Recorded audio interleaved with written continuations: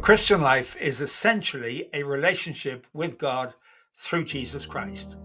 And the big question is, how do we live in the goodness and richness of that relationship? And I suggest you there are three essential ingredients. One is love, one is trust, one is obedience. Like a three-legged stool, if one of these legs breaks, the whole stool collapses. And I talked about love in another recording. I want to talk now about trust, about dependence. Just imagine that in your Christian life, you are on a journey down a path, and you come to a fork in that path. And there's a signpost with an arrow pointing in both directions. One direction says, pleasing God. The other direction says, trusting God. And you have to decide which of these two you're going to go on.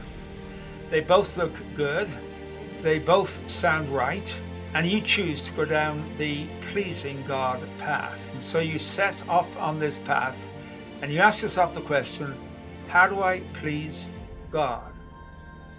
And before long, you are overwhelmed with a whole list of I should do this and I should do that and I ought to do the other and I must do this and I mustn't do that.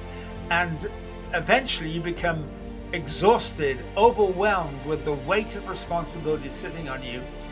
And you realize there are two big problems with this. One is, how do I know if I'm pleasing God? How do we know that? And the second was, this is all about me, doing my best. And so you decide to go back, and as you go back, you realize that this path is also known as the trying hard path. So you get back to the fork and you go down the trusting God path. And you ask yourself the question, what does it mean to trust God? And the answer is, it means to trust God. It is dependence on God. And you realize the prerogative here lies not with me, but with God. Another word for this is the word faith.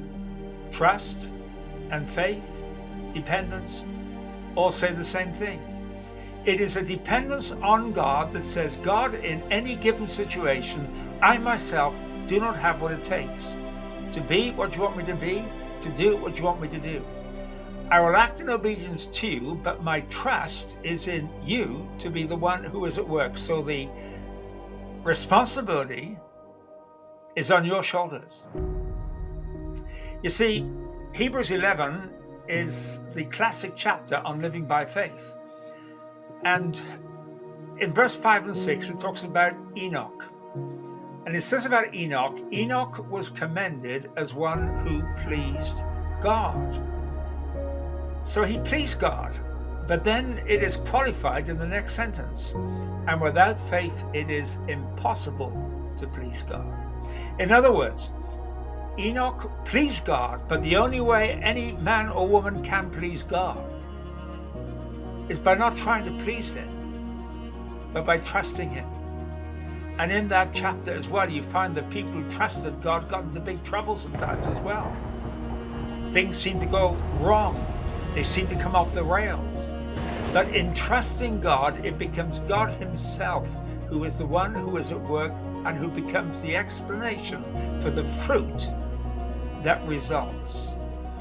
And so this relationship with God is a relationship of trust. Every day, moment by moment, Lord, here's the disposition. Lord, I can't, but you can. And I trust you.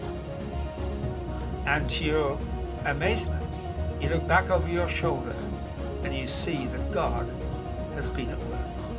It's not pleasing him, it's trusting him. And trusting him is actually what pleases him.